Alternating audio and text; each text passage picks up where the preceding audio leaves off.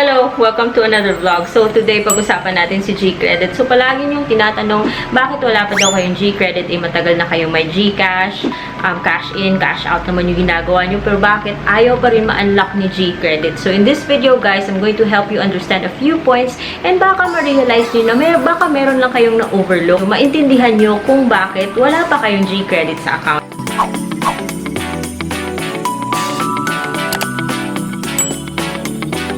My name is Red, and I review online loan platforms and buy now, pay later platforms and platforms like GCredit. So I'm not a financial advisor, I am not a consultant, and my videos are based on my personal experience, and my videos are not sponsored. So for today's video, pag-uusapan natin si GCredit. GCredit is a GCash feature that gives you up to 30,000 pesos in credit, or you can start with as low as 2,000 pesos. But nevertheless, yung credit line na to is magagamit nyo to pay for online purchases or purchases sa mga stores na tumatanggap ng Pay QR option ni GCash. The fact na ina-accept na siya sa more than 17,000 partners ni GCash, then it's a good payment option na rin for us. Especially if, you know, medyo kapos sa cash and nakakatulong naman si GCredit. So, maganda dito si GCredit because yung interest is between 3 or 5% per month. So, bakit wala ka pang GCredit? So, let us start with the obvious, and that is your G-score.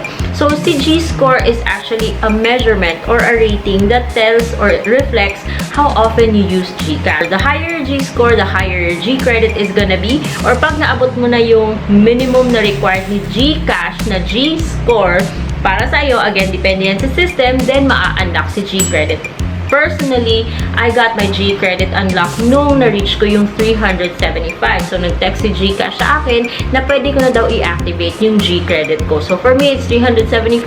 For others, it may be higher or less.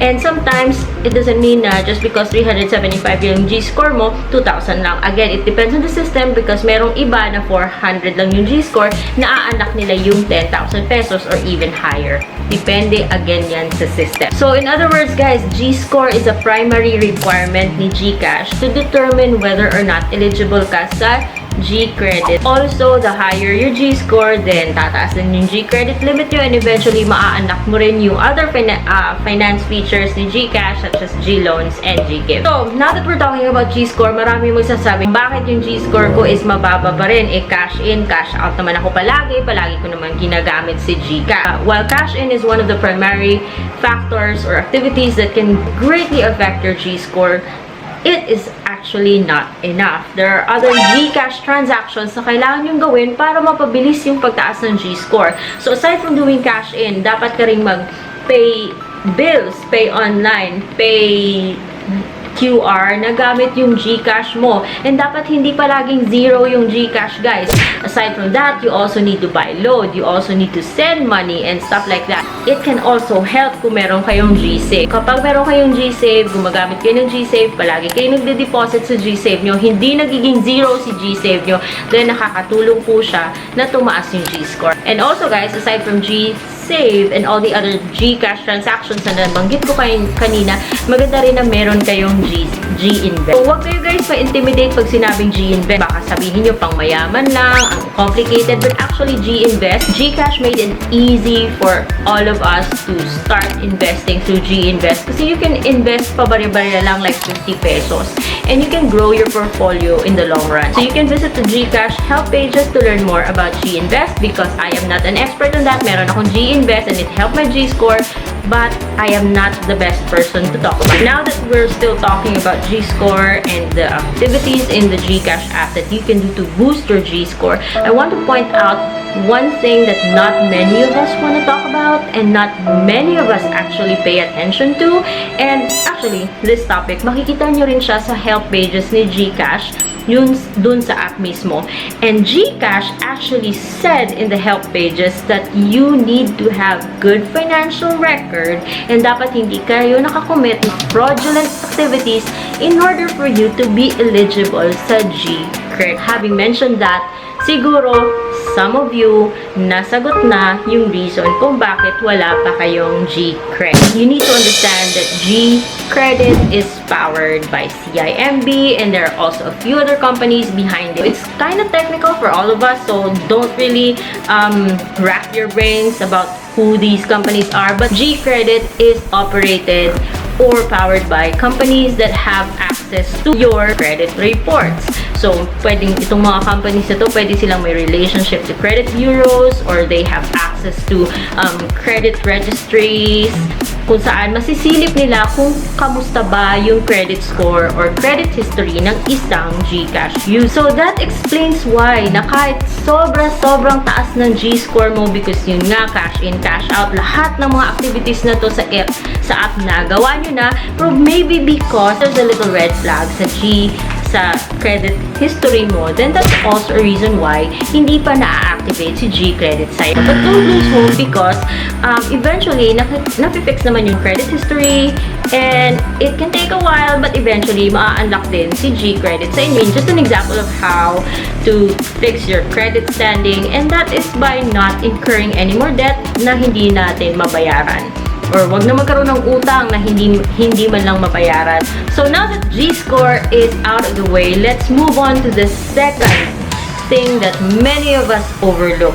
And that is to verify our GCash accounts, guys. Being verified sa GCash unlocks all the features na pwedeng gamitin sa GCash na app. And isa dito si GCredit. So, kung hindi ka verified, wala ka ng GCredit. So, these are things that you just need to make sure na updated yung information, yung ID mo doon, updated pa ba.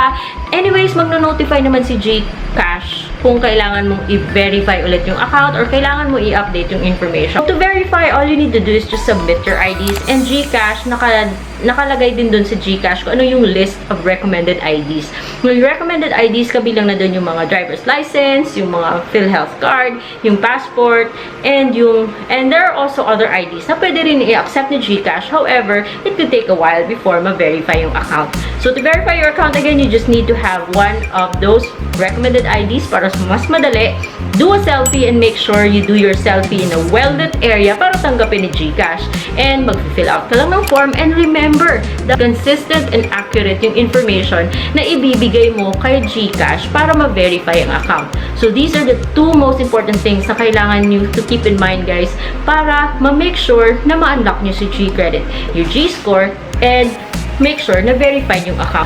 Kung wala pa mang GCredit, just understand kung bakit wala ka pang GCredit, look into your G-score, and also try to remember kung meron ka bang hindi nabayaran mga utang, because those are actually factors, tanggapin man natin o hindi.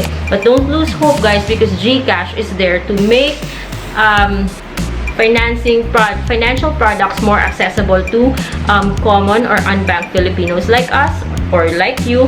So, mas malaki yung chance mo na magkakaroon ka ng GCredit eventually, kahit na parang feeling mo hindi ka ma-approve sa mga loans sa bangko or loans sa credit card or whatnot. So, GCredit is there para maging option sa atin. It could take a while, but eventually it will be unlocked para sa iyo. Just keep in mind na raise your G-score by doing those transactions na na-mention ko kanina, and also make sure that your account is verified and updated yung information nyo. So, also, if medyo matagal-tagal na, just be patient, because yun nga, meron po si GCash system that actively checks our credit history and all that. So, meron silang mga algorithms and meron silang mga ways to look into our credit standing. So, that is why paiba-iba yung G-score natin, and G-score, as we all know by now, affects whether or not we can still use our GCredit or hindi, or other loan features na ino-offer ni GCash. So, I hope you guys now better understand kung what is going on with your GCredit or your GCash accounts, and I hope to see you on my next video. Bye!